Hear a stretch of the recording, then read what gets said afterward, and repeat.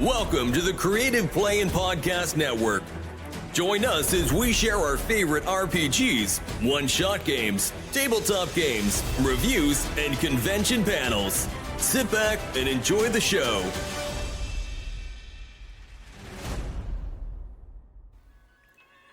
Hi, this is Kelly, aka Trixie from Ragnarok and Roll, assigned to Ragnarok Story, and Tilda Wimblewick from D&D Journey of the 5th Edition.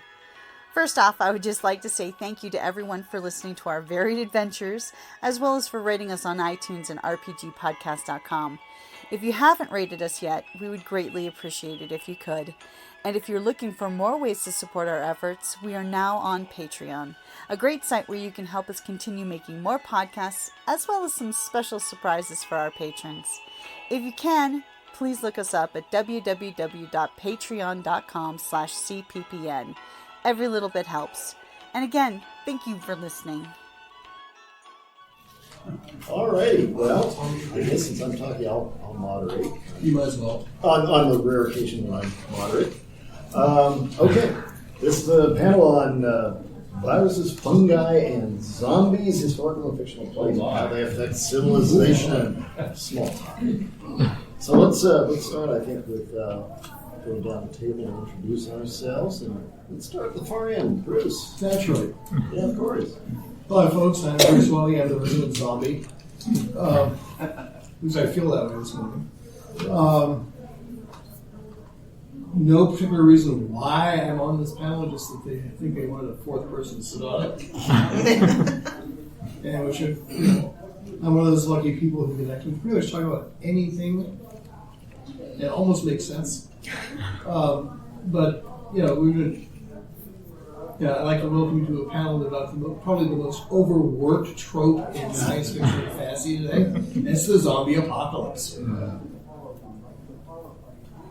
My name is Forrest. I'm a local writer and artist, and I think my interest in fungi and zombies and viruses started when I read a story by a 19th century horror fantasist called William Hope Hodgson, very underrated. And he wrote a story called A Voice in the Mist, which is about a derelict boat that becomes encrusted with this fungi-like material, and all the people on the boat succumb to it. It was actually made by a Japanese company in 1963 called Matango, Attack of the Mushroom People. And it's just an amazing story, and it's an amazing film too. The costumes. Go online and look it up, and these people walking around like giant toadstools. Literally giant toadstools. That's incredible. It's just because you're a fungi diva. A fun guy, yeah. I'm Jill Knowles. I write dark fantasy, horror, and I love the science of it. I watch all the documentaries. I've done a lot of reading. I love books. Best one out there, if you've not read it, Hollow Kingdom by Kira Jane Buxton. It is the zombie apocalypse as told by a pet crow. Did you say Hollow? Hollow Kingdom. Yeah, and it is. It looks at how the loss of humanity affects the domesticated animals, the feral animals, and the wild animals. It's so good. From the point of view of a domesticated Crow. Mm-hmm. Interesting. It's just wonderful. I'm sorry, what was the name of the book? Hollow Kingdom. Kira Jane Buxton is the author. But yeah, I zombie novels are going really interesting places. So it's fun. Well, it's got to go someplace. like Bruce said, otherwise it gets really overdone. So I'm Ross Lampert. I actually have written a trilogy based on genetics and biology that involves, and of course I left all the books in the room, 5 naturally mutated viruses who infect everybody in the world, and then what happens with them.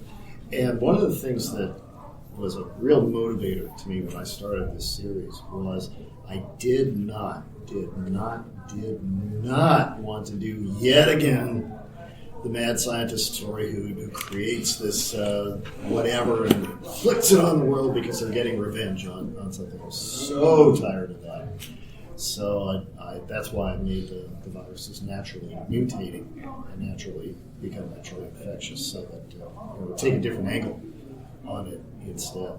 So why do you all think that we have this fascination or fear with viruses, fungi, bacteria, archaea, and then take that into to zombies and various other. There's a really interesting book called Rabid. It's the social and cultural history of rabies.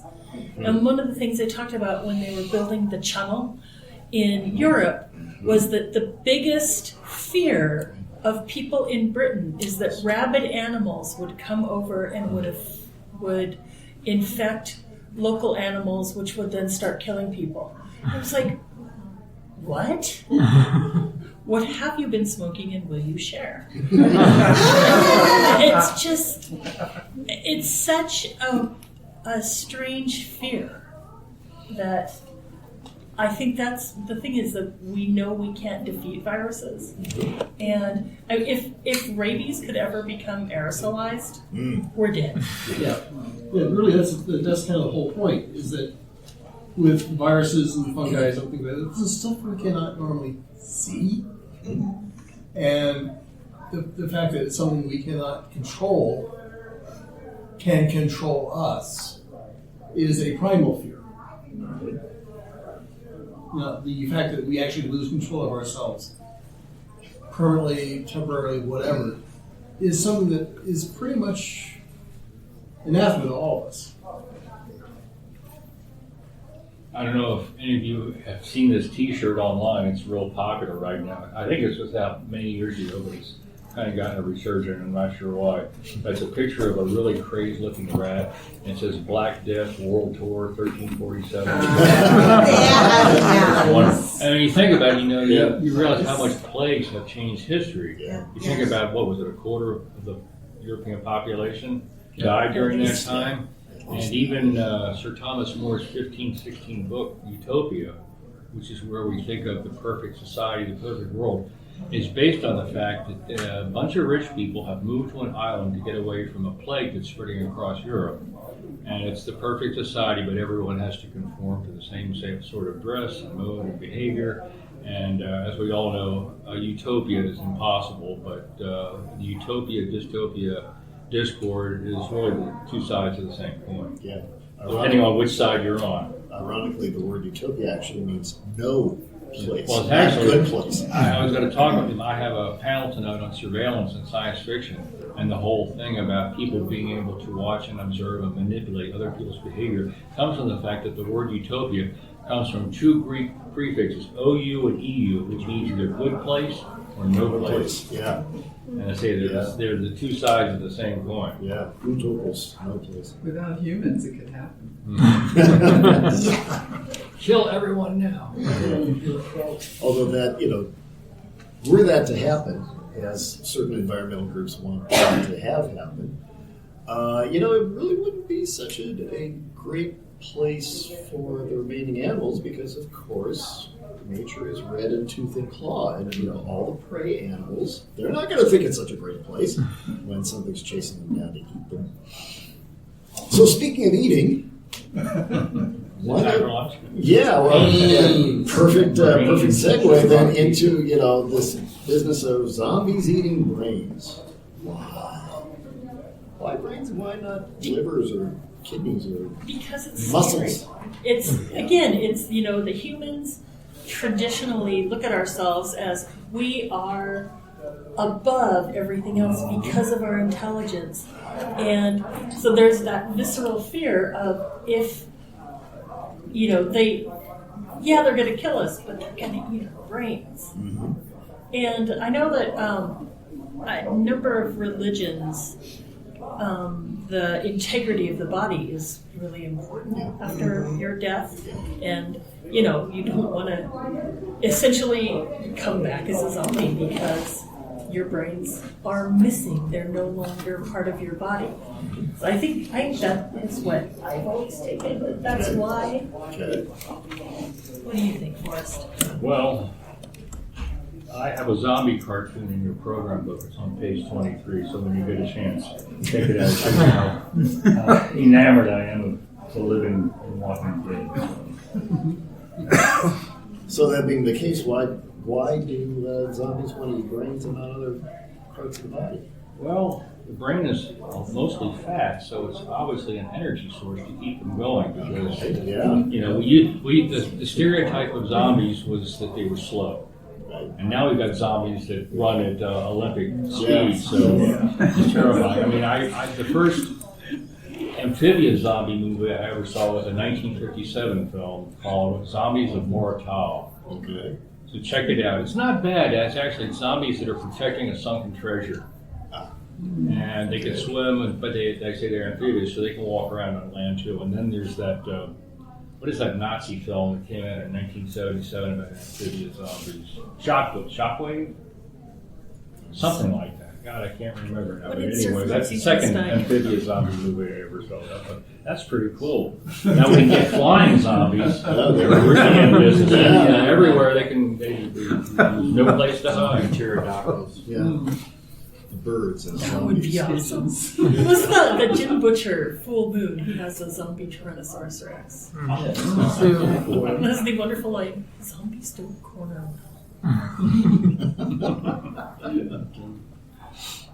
I think a lot of things is borrows into the historical aspects.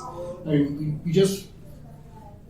we're still kind of halfway in the midst of a pandemic now. But when you look at the historical aspects, how many ever heard of the Great Flu Pandemic of 1918? Okay. For those who are probably not that familiar with it, right after World War I,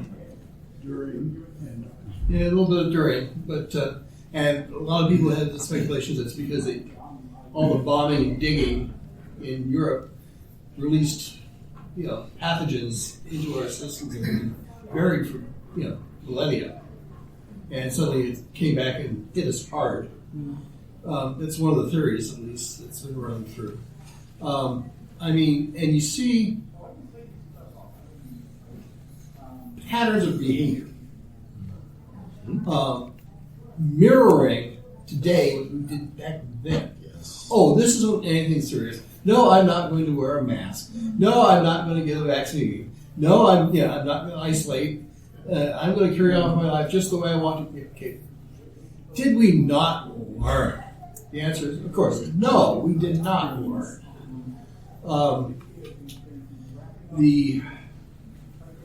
Now, I will be honest, I've been one of those semi-vax individuals, only because I don't really believe that, that a vaccine does not prevent you from getting a disease. Vaccines are supposed to prevent you from getting a disease. This one doesn't. Okay. Having 2 shots and 2 cases of COVID myself, I can attest to that.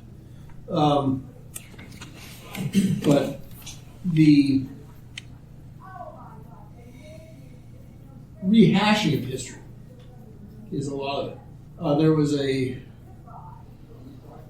couple of decent books. Anybody familiar with Penny Elrod's vampire series? P and Elrod.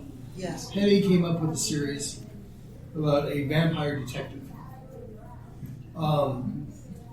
The interesting thing is he was a doughboy in World War I. And this all happens just prior to World War II. And it was really interesting how they, going back into the history and talking about that kind of situation. Where I'm going with this, I'm really not sure. Which is what I'll do frequently. Anyways, a panel with me. But rehashing of the history is kind of, how much more do we have to do before we actually start getting a message across? Who here has seen the magazine articles or little blurbs about, they're finding new viruses in the permafrost of Russia. Yes. You Oh know my what? God. I've seen that movie. It does not go well. Oh God, yeah. I was just thinking, because I made a note here, Jonathan Mayberry's V on Yes. Netflix, that's how that happened. They went there, dig something up they didn't want to. And the people were infected, like they had this they were vampires in a way, but they were really fast and they could come out in the daytime and, yeah, I thought that was really pretty cool. And viruses can live a long time. My background is all in archaeology and physical anthropology, and we had to get vaccinated for tuberculosis and, if we could get it, smallpox. Yep. Because if you run into human remains and they died of that, You're going to contract it. you could, Yeah. Yeah, worse than that, people don't realize the United States, Great Britain, and Russia tried to weaponize smallpox. Oh, I yes. read that. And the United States and Britain stopped, Russia did not. And they have a repository of smallpox virus in a place called Kosovo, Yep. and it's weaponized. And one viru is all it takes of smallpox. yeah. Well, and if somebody's goofing around, and you run into it a lot of times where they'll move cemeteries. They run into it downtown here, where they moved a cemetery, and when they went in, they figured they might find, a couple of bodies that didn't get moved, and they found 1,408. That they moved the tombstones, they just Whoopsie. didn't move the people. Oh, And they were buried in, between 1700 and like about 1860 in that particular cemetery. There could have been smallpox deaths there. And you run the risk. Well, vaccination's only good for 15 years. So all of us that got vaccinated 40 years ago, We're sucked. Yeah, I got vaccinated We're when I was doomed. a kid. My dad was in the military. yeah, Yep. I did. I think I still have the scar. yeah, I think all of us Amplifying do. what Joe Yeah. was talking about too is over by Sentinel Peak, A Mountain, for those who don't recognize the name. There was an archaeological dig on the west side. Because they, rather historic area, they're digging up the areas. And suddenly, Choya High School and people who lived in that area had a humongous bloom of tuberculosis. And we're only talking 10 years ago, guys. Yeah. Go Google it. If there's a lot of documentation on it. See, the problem is that area was used as a waste depository for the Tucson Sanitarium, better known as Tucson Medical Center. Tucson Sanitarium was a tuberculosis hospital. In fact, Richard Nixon's brother had been hospitalized there when he had TB.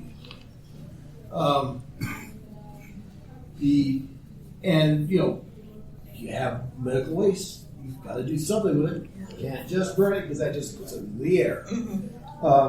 There are places in Scotland that are no dig zones because they're burial mounds for the plague. Ooh. Okay. There are, so this stuff is just, the biggest fear I have is someone's going to wind up unearthing something absolutely horrible, and we're going to be in a bad shape because we haven't learned from this pandemic yet either. Well, nobody heard of Ebola, Yeah. 30 years ago. When you start cutting down rainforests and going into areas where humans, it may be endemic in primates and other species, and maybe not fatal to them, but once you do a zoogenesis and it transfers to the human population, you've got real issues because there's no precedent for this. Bubonic plague is endemic in much of the Pacific Northwest, and I think it's starting to come down into. And in New Mexico, Yeah. New Mexico, the deer mice carrier. A good friend of mine actually contracted it about 20 some odd years ago. And she had gone to an SCA event in New Mexico and got bit by a flea. She's incredibly tasty to fleas for some strange reason.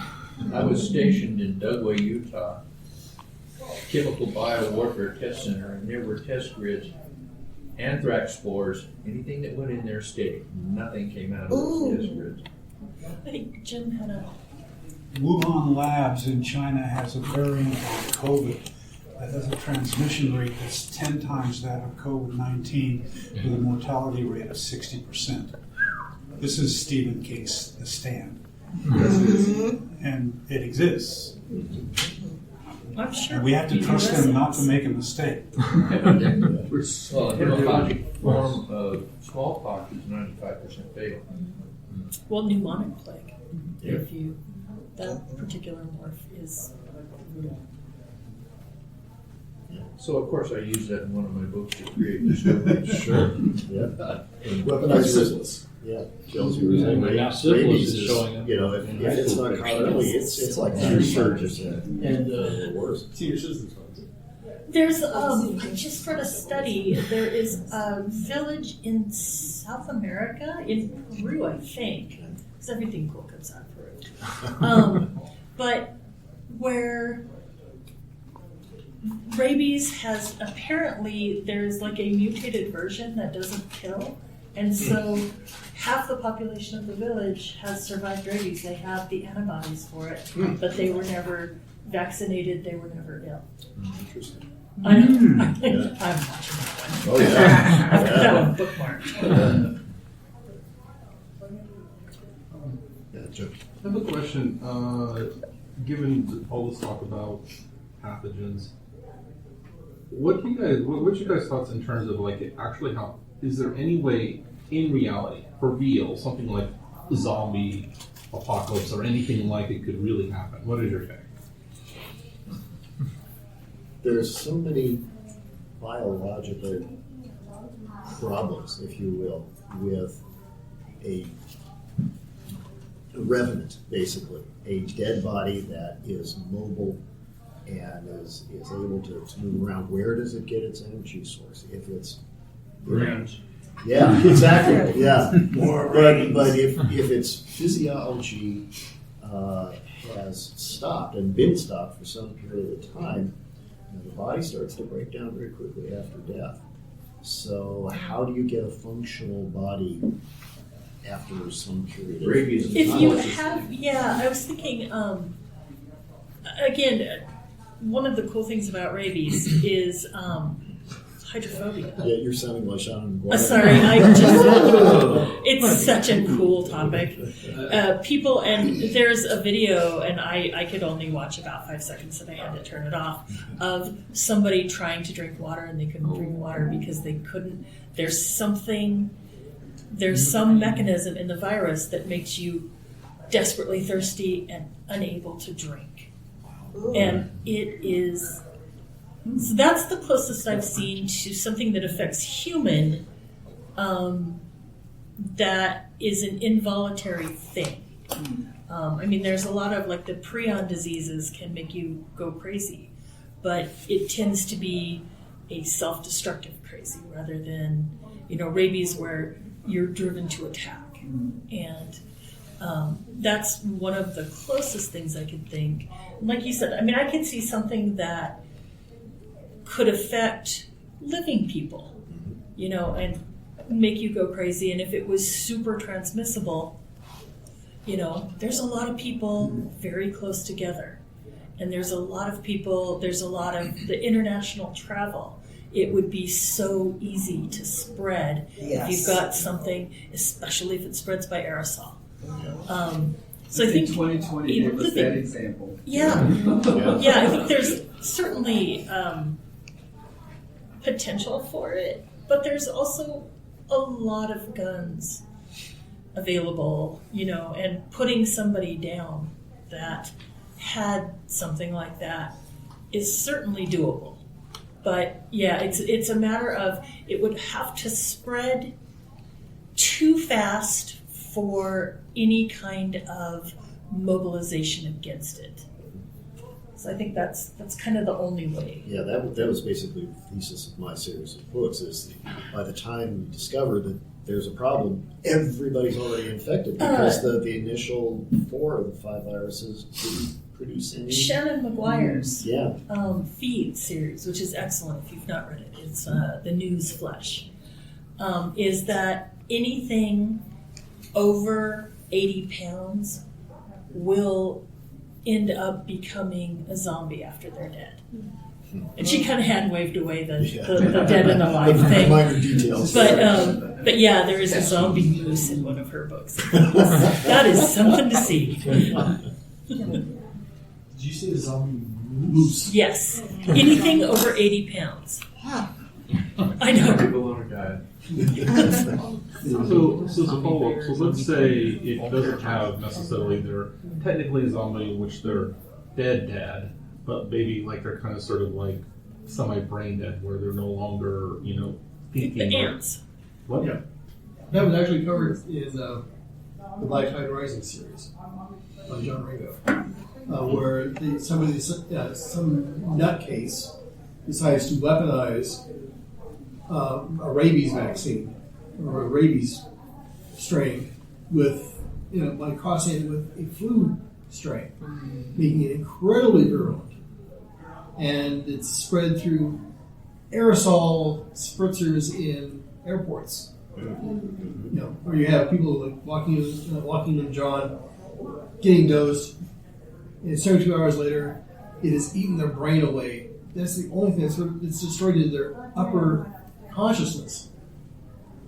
But the rest of the body is functioning. And, it was shown that is feasible. Possible, I don't know, at least feasible. That this is entirely a strong possibility this may happen naturally or not. And it is scary, the fact that, again, that's a whole lack of control. Fear. Well, the thing is with them digging, going back to Antarctica, we don't know what type of viruses, we don't know if it ever encountered humans, if we encounter a virus that is symbiotic, where it won't kill off its host, but live within its host. And still, that's going way off the realm, of possibilities.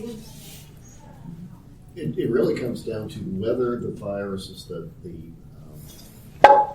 surface proteins that actually connect to, right, if the human they can proteins, connect exactly. to a receptor on a human cell, right? If they can, but even then, if, as you were saying, if the virus is able to get into the human cell and replicate, that doesn't necessarily mean it's dangerous. It may just live there, and our genes already have lots of viral genetic material. Well, the thing is, Antarctica has been under ice for over 4 million years. Exactly. We don't know what's underneath there. We don't know at that time. I think it's been longer. I think maybe 30.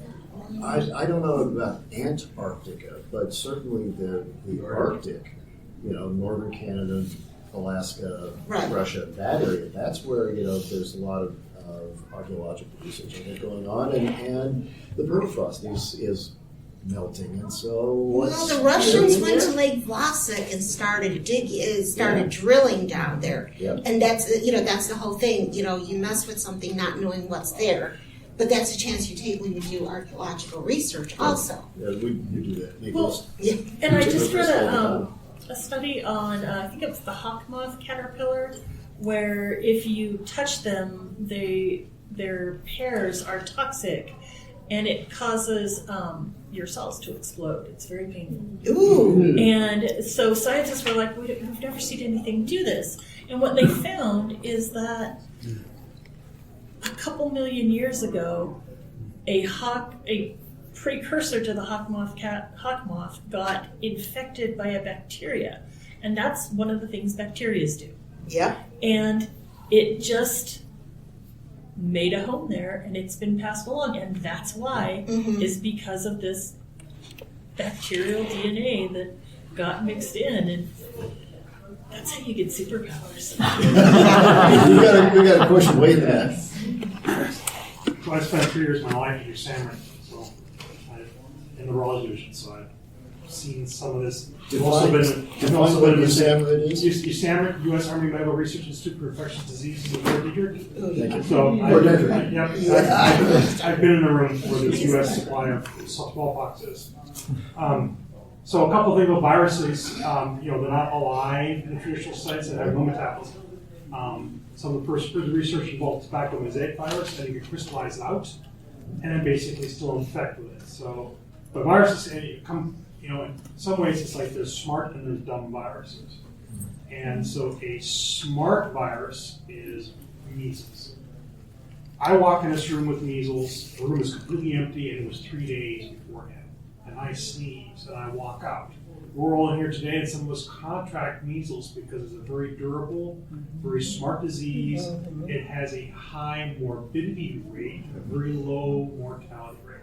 Because, of course, if I infect you and you promptly die, then you're not making more copies of me to spread around, which is counterproductive to my sole existence, which basically make more copies of me to be spread around. Yeah. Ebola, on the other hand, is a dumb virus. It's very fragile. It has no shell or capsule. It's a naked virus, a field virus, and it has a high morbidity rate. So it burns out fast. So and that's where they talk about walling off someplace, or basically a cordon sanitaire. They basically keep no one in and out, and they wait like a month, and then it's gone because it just burns itself out. It doesn't spread very far because it's very fragile. With rabies affecting the CNS, and one of the consequences is painful swallowing, which is where they talk about the fear of water, and the neurological damage causes aggression. So that's where you get the angry, rabid dog attacking things.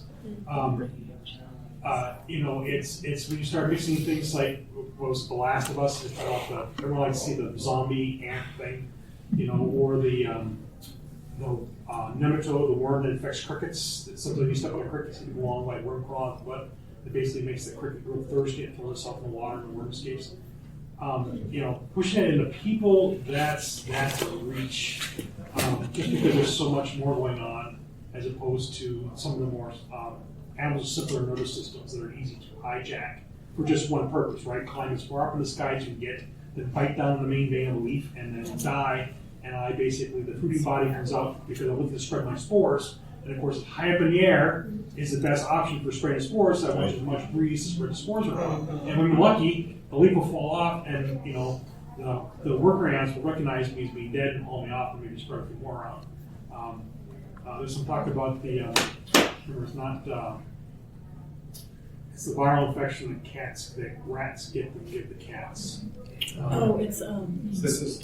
There you go. And so there's some concerns about that, and people being infected. It makes rats more daring, less likely to flee from a predator. And, so I think it's just all fear of losing, loss of self-identity. And loss of self is sort of fuels the whole zombie thing. It's just eating to your brain, but where's the seed to yourself? It's in the brain. If we were all like ancient Egyptians, and we believe in the heart, or liver was the seed of the soul, then zombies would be eating hearts or livers, right? It's basically a loss of control and a loss of self. You were talking about the possession of certain animals by spores or fungi. Has anyone heard of cordyceps? Yes, that's that recent. Yeah, I know. It's a prized, health food, but it's very expensive, and there's a lot of it that's endemic to places like Nepal, and the locals eat it because they believe that its properties, but it's basically a parasitic fungi that attacks ants and turns the ants into zombies. Caterpillars too. Yeah. But it's fascinating that it has applications for humans that are at least considered beneficial. So. It basically just hijacks their program reaction to do something different. There are also some parasitic wasps that can do the same thing, right? The larvae secrete some chemicals that. The evolution and all that's probably really, I don't know what the evolution is. That's probably really fascinating. The whole idea is to occupy every possible niche. And some organism will find a way to do that. Right. Yeah. Success for a species versus success for an individual. Species success is take up all possible space if you can, and individual success is last as long as you can. Now, survival. There was also another, someone was premise that we're digging into the permafrost and such. We're finding viruses and such that maybe infect dinosaurs. Now, what danger is that to us? We're not the same genome. Right. Okay. But Pretty close to the top. what happens if we destroy the entire lizard population in the world? Exactly. It may not affect us directly, but the indirect is going to be monumental. I mean, somebody considers it. We don't know what we're getting ourselves into. Right. Like usual. Well, it's exposure risk, right? The more you bump into, because there's natural variation. So there's the virus, and there's a whole stream of, because some mutation always occurs. Just like no one disease, mankind did survive the Black Plague because not everybody was susceptible, right? TB is not deadly to everybody. Some people basically develop miliary TB and wall it off. But if your immune system goes crazy from TB, then all those macrophages can kamikaze your lungs, kill off huge chunks of your lungs, and you hack up chunks of your lungs of blood. If your immune system reaction is very blunted, then you don't have that kind of reaction. It's the same thing with acne. Some people get horrible acne because your immune system goes crazy and you get huge triggers that's caused by your own immune system being away to, and other people don't. But I just lost my one train of thought. Talking about it's more the odds, right? Ebola is a classic, or the Lassa virus is, it was endemic in an animal population, and it can cross over into people, and it might do like an infect once kind of deal, and not go very far. We talk about the plague, and if you go to Bobanicon, they've got the rat, but also his girlfriend for hantavirus, right? It's an opportunistic disease. We call it zoonosis. And the concern, of course, is the zoonosis, just that one off strain finds out it can successfully reproduce in people, and then you've got a new disease. So when we look with animals, and a classic for people who deal with small non-human primates, particularly green monkeys, which spend a lot of time in labs, is the monkey bee virus, right? Which is a venereal disease in monkeys, but it's fatal in people. And we're always kind of concerned that's what it is. And occasionally animal handlers get it. The monkey bee virus, you have to take a cyclovir for the rest of your life, or you'll basically die from it and you'll pass on everybody else because you transmit sexually. But it's that chance where you're bumping that one up because people encroach in more habitat. People in Africa eat more bushmeat or looking for other sources of food, and now they're exposing themselves more frequently. And you're flipping a coin, and it's the same odds every time you flip the coin. And sooner or later, someone wins that $1 billion Powerball. You flip the coin, and Mother Nature's kitchen has been open for 7 billion years, and there's always something new on the menu every day. It's. Well, and look at migratory birds. Viruses have passed from birds to humans and other animals fairly frequently, and so many birds migrate enormous distances. It seems like about every 10 years or so, the press gets all excited about there's this new bird flu and this was one of the other things that pissed me off and got me writing the books was, there's going to be this wonderful plague, it's going to infect everybody, it's going to kill all of us, and we get to write about it and report on it, and isn't that wonderful? And that just pissed me off something fierce. When they were studying bird flu in China, they actually developed a strain that was much, much more contagious and to humans. And that research was shut down. Yeah. But that's the danger. Sure. Viruses is the danger. I think that's the worst one. Is somebody who comes up with a virus that can attach to the cellular protein is undetectable. Like you said, we travel all over the world, and then the next thing you know, everybody's traveling, and you're so behind the game. Yeah. I think that's the scary part. Yeah, and that's, unfortunately for us, that's always been the case, and probably always will be the case. So it's a matter of how quickly can you respond before things get really out of hand. Yes, ma'am. Yeah, this is like a weird question, but Yay. Not a weird question. At this convention, it would be a weird question. Do we think that it's better that research was shut down, or would it be better if some things were just let out and people develop immunity and No. Population you're going to kill, but eventually, like we're going to adapt. Oh, you mean like Might be a bunch fewer of us. Well, yeah, Three kind people of. I that mean, left. Well, the majority of the research that is done with is biological warfare. Unfortunately, there's countries that have not adhered to the accords. So you don't know what's being released. You don't know what kind of genetic work they've done where you can't stop it. That's the danger. When Russia was weaponizing smallpox, Yeah, thank you. they were using the hemophagic form, and they were testing it on an island. And 7 kilometers away, the ship went by, and then it docked. Oops. And they were able to catch it in time, but it was very close that it nearly got away from them. Yeah. That's when they stopped doing all the research, but they never destroyed their stockpiles. Exactly. Doing research is all fine and good. The only problem is it leaves yourself wide open for that one chance it's going to get loose, and you're going to wipe out a population. And that is the inherent danger of it, is that once it starts, we are not going to be able to stop it. Right. Bioweapons are crappy weapons for war because they're not infect once, right? If you create a virus that infected only once, then you've got a good weapon. But like you said, once it's where people go, the virus goes. There's an island, it's in the UK, and I want to say it's off Scotland, but I might be wrong, where they had an outbreak of mad cow disease. And so the whole island has become infected with the prions that cause it. And it is, you cannot visit it. They had, everybody that lived there had to be, once they've quarantined them and they knew they weren't infected, were evacuated, and the British government just, it's a no-go zone. And it never, probably will never be able to be cleaned. I'm just wondering why we assume that it would wipe out the entire.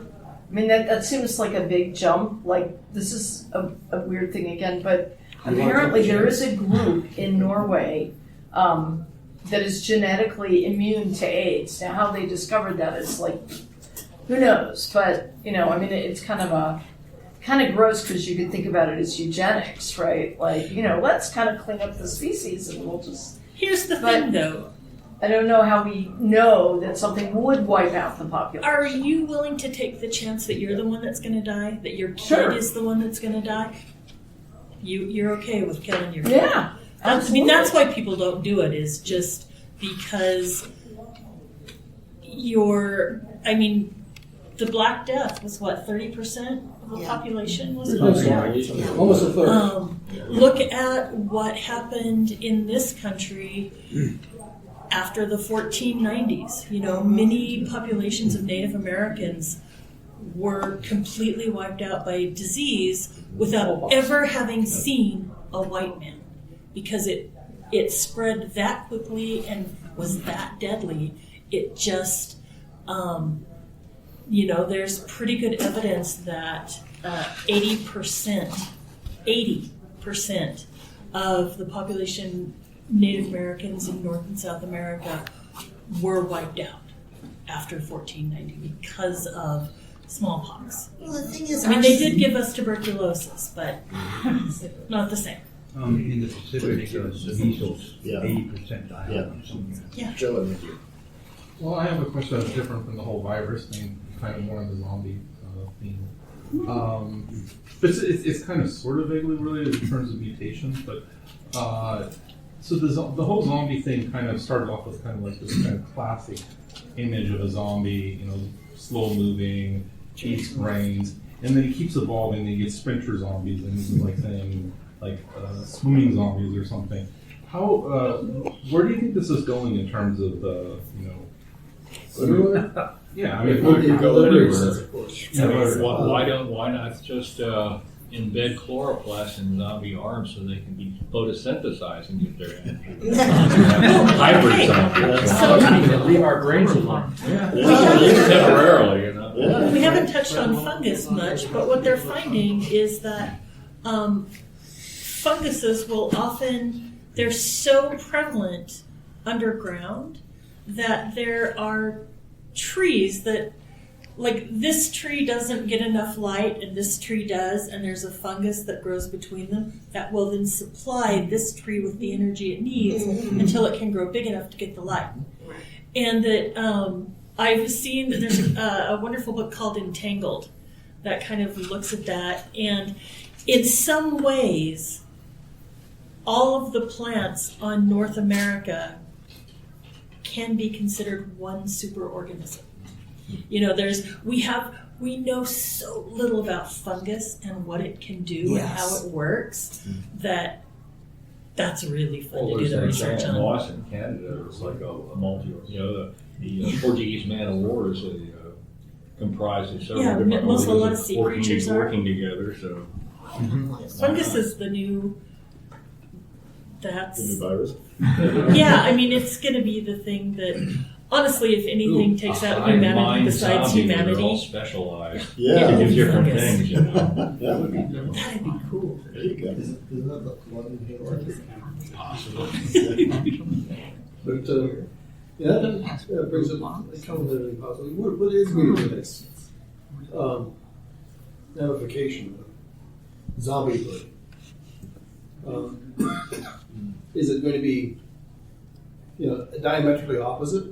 Suddenly, instead of becoming this mindless killing machine, you become super intelligent. And you get assimilated into the board collective. Thank you. You made my point. Actually, I was thinking of D6-9 with the symbiotic relationship. I forgot what species it is. Drill. Yeah. The drill. I mean, we actually don't know. I mean, I think it's just the fear. It goes back to biblical times with the plague and everything, that we're going to turn into zombies. I think it's also a fear of, we've always buried our dead, the fact that we could walk around and not have a brain, not have control of ourselves, fear, drives that fear. But there's nothing to say that we don't encounter a virus or a bacterial organism that, like I said, does the opposite, gives us superpowers. We've just always been killed off by anything that has been a virus. Or there was a series of, an illustrated series about, with a entity from outer space coming down to conquer the world. Okay. And they find a way to give everybody superpowers. They don't know what the effect is going to be. Mm-hmm. And the main effect is you will be able to be, super fast, super strong, fly, whatever, but only for 1 year, and then you will die horribly. In fact, your body will explode. It depends on what kind of superpowers you get. Yeah, You might want to do it. the series is called Strike Force Morituri. Okay. And it actually carries a lot of these zombie tropes because these people are effectively the infected. Mm-hmm. They have done it to themselves voluntarily, knowing full well that they're putting themselves into anytime within 6 months to a year, I am going to blow up. And so immediately my mind goes to the fact that because humans suck in general, that all of a sudden they know they're going to die in a year, and there's no reason for them to be nice anymore. There's that too. So that anything that was holding them back, which apparently for a lot of people still, without superpowers, they still don't have to be nice, would mean they would just cause havoc on this planet. It would be a good way to get rid of about 80% of I think we talked about that in the TV series called The Boys. Oh, yeah. Yeah, you're right. But this would be more. What was the name of the series that you mentioned again? Strike Force Morituri. Strike Force Moratorium. Thank you. Sorry. Further to the future. Yeah. All right, well, we're getting close to time, so final thoughts. I got a question for Ross. Oh yes. At the very beginning, you mentioned a trilogy. Would you name that again? My trilogy is The Eternity Plague, and that's also the name of the first book. Second book is Chrysalis, which is a hint at what happens in the second book with just about the entire population. And then the third book is Wild Spread. And they're available in the dealers area. Most of the books. And they're also available on Amazon as e-books. Thank you. So, Bruce, final comments. I think I've said enough. From the literary standpoint, it's going to be really interesting to see where we're going to take this trope to the next level. It's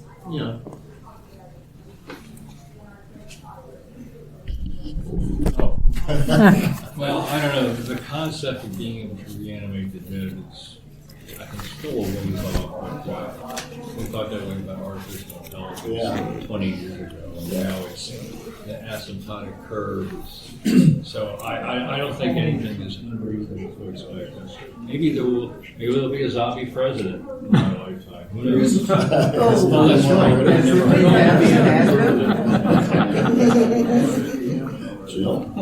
I think that the literature aspect of it is wide open. There's so many different things. We didn't even touch on these.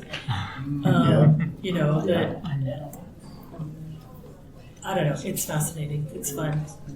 I hope I don't live to see it. Anything that scares us is the sort of thing that we can write stories about forever. And things we can't control are the things that are the most scary to us. So, those are your writers. Control is